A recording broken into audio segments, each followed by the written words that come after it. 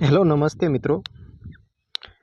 અત્યારે ચોમાસાનો જોરદાર માહોલ જામ્યો છે અને વાદળ જાણે એવું ચડ્યું છે કે બારે મેઘ ખાંગા થવાના હોય એવું લાગે છે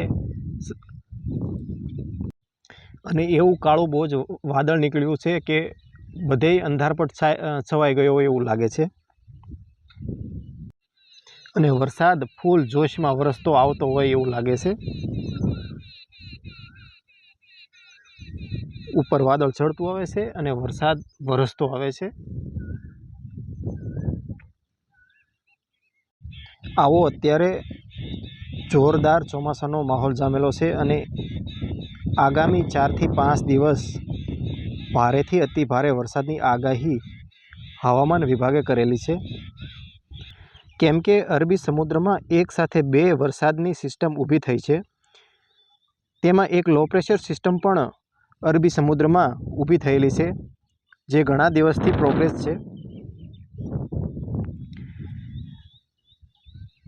જે સિસ્ટમ અલંગથી ખંભાતના અખાત ઉપરથી ગુજરાત ઉપર આવે છે। એક સિસ્ટમ વેરાવળથી જામનગર ઉપરથી આગળ વધી ગુજરાત ઉપર આવે છે। ઉપરાંત મધ્યપ્રદેશ ઉપરથી એક સિસ્ટમ આગળ વધી રહી છે, જેને લીધે દક્ષિણ ગુજરાત, મધ્ય ગુજરાત, ઉત્તર ગુજરાત, સૌરાષ્ટ્ર અને કચ્છમાં પણ ભારેથી અતિ ભારે વરસાદ થવાની સંભાવના હવામાન વિભાગે કરેલી છે।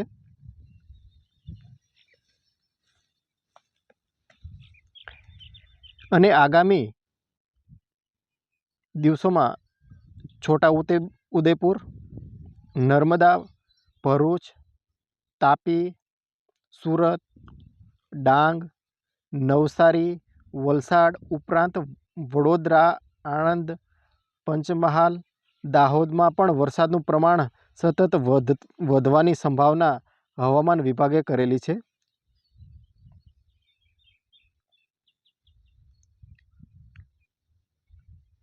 તેમજ સૌરાષ્ટ્રમાં બોટાદ, ભાવનગર, અમરેલીના વિસ્તારમાં પણ ભારેથી અતિ ભારે વરસાદ થવાની સંભાવના હવામાન વિભાગે વ્યક્ત કરેલી છે।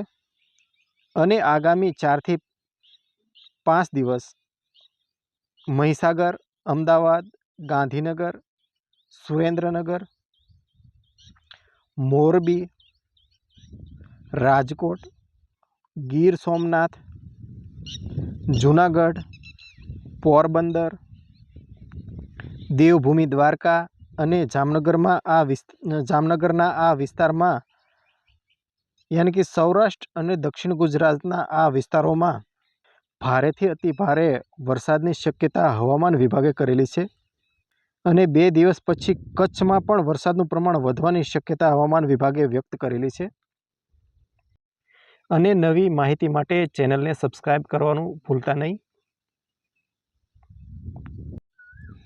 અને પૂર્વ ગુજરાત ઉપરાંત ઉત્તર ગુજરાતમાં પણ કેવી વરસાદની શક્યતા છે, તો આ બનાસકાંઠા, મહેસાણા, પાટણ, સાબરકાંઠા, અરવલ્લીમાં પણ સતત 3 થી 4 દિવસ વરસાદ વરસવાની સંભાવના હવામાન વિભાગે વ્યક્ત કરેલી છે। એટલે આગામી 4 થી 5 દિવસ ગુજરાત માટે ખૂબ સારા છે અને ખૂબ સારો એવો વરસાદ થવાની શક્યતા છે। અને આવનારા દિવસોમાં પણ વરસાદની જેટલી ઘટ છે તે ખેડૂતોને પૂરી થઈ જવાની સંભાવના છે।